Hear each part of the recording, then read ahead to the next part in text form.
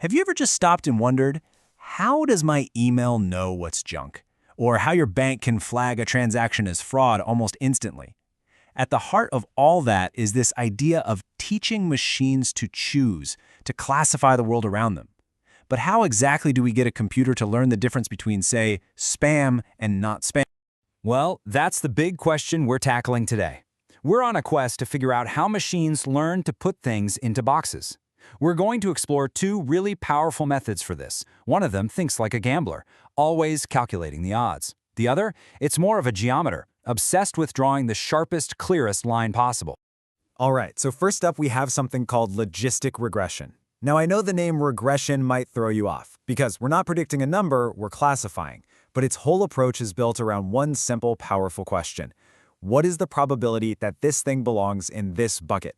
So you see, instead of a hard yes or no, logistic regression gives us something more nuanced, a probability. It's a number between 0 and 1. You can think of it as a confidence score.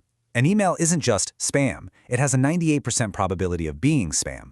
But how does the model make sure its output is always a sensible probability, and not something crazy like 120%?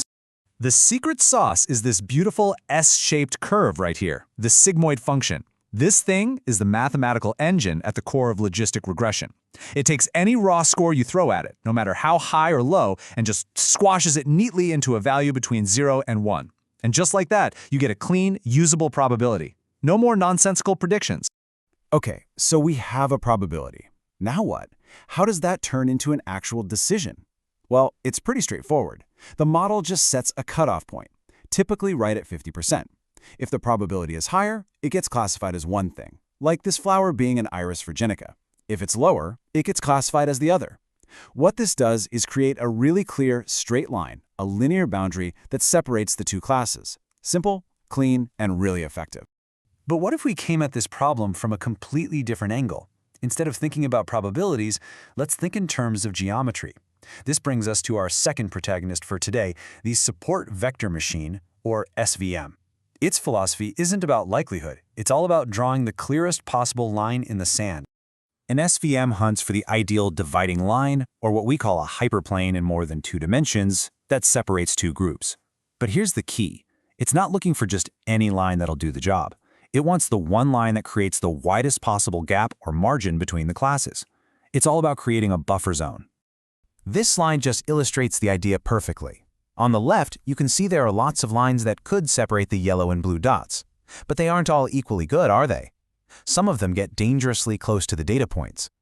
The SVM, on the right, isn't satisfied with just any line. It finds the one that maximizes that buffer zone, creating the widest possible street between the classes. This is called large margin classification, and it leads to a much more robust and confident model. And here's the really clever part. The SVM's decision boundary is determined only by the data points closest to it, the ones right on the edge of our street. These are the support vectors. You could literally remove any other data point and that line wouldn't change one bit. But if you move a support vector, the entire boundary has to shift. This makes the SVM incredibly efficient. So, now we have two powerful methods for drawing straight lines. But let's be honest, the real world is messy and complicated. So what happens when your data can't be neatly separated by a simple straight line? I mean, imagine your data is laid out in concentric circles, or some kind of complex swirl like we're seeing here. A straight line is completely useless in this situation. It would misclassify huge portions of the data, no matter where you put it. Both logistic regression and our standard SVM would just completely fail. So, are we stuck? It really seems like we need a brand new tool, something that can draw curves. But what if there was a way to sort of bend the rules? A way to make our line-drawing SVM create these complex, nonlinear boundaries? And this is where the SVM reveals its secret weapon, a remarkable mathematical technique called the kernel trick. This is what gives the SVM its incredible flexibility and the power to handle seriously complex data. So what is this trick? Okay, imagine you have a bunch of red and blue beads all mixed up on a flat sheet of paper. You can't draw a straight line to separate them. But what if you could flick the sheet of paper, sending the beads flying up into the air? For just a moment, from a three-dimensional perspective, you could easily slide a piece of cardboard between the red and blue beads. The kernel trick is the mathematical version of that flick.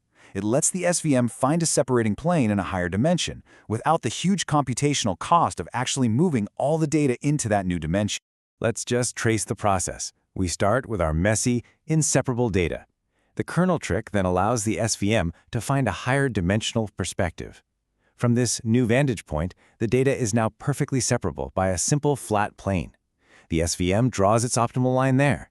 And then, when we project that solution back down to our original two-dimensional view, that simple plane becomes the complex curved boundary we needed. It's pretty amazing.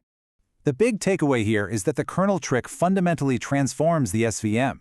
It turns a linear classifier into a powerful non-linear classifier, one that's capable of handling incredibly complex patterns in data, all while keeping that core logic of finding the widest possible margin.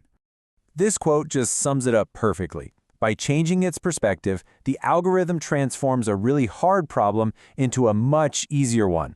It finds a simple, linear solution in a high-dimensional space, which then translates into a complex, nonlinear solution back in our original space. So after going through both of these methods, we have to ask, which one is better, the probabilistic logistic regression or the geometric support vector machine? And as is so often the case in machine learning, the answer is, well, it depends on the problem. So let's break it down. Logistic regression is fantastic because it gives you probabilities, which are invaluable when you need a measure of certainty, but it's pretty much limited to linear boundaries. The support vector machine, on the other hand, comes from that geometric approach focused on creating a robust boundary by maximizing the margin. And of course, thanks to the kernel trick, it can handle both linear and highly complex nonlinear problems. And this really leaves us with a powerful idea. The kernel trick is more than just a mathematical shortcut. It's a testament to the power of changing your perspective. It shows that sometimes the most difficult challenges can be solved not by building more complicated tools, but by just finding a new way to look at the problem. It makes you wonder, what other seemingly impossible problems could we solve if we just changed our dimensions? Thanks for tuning in.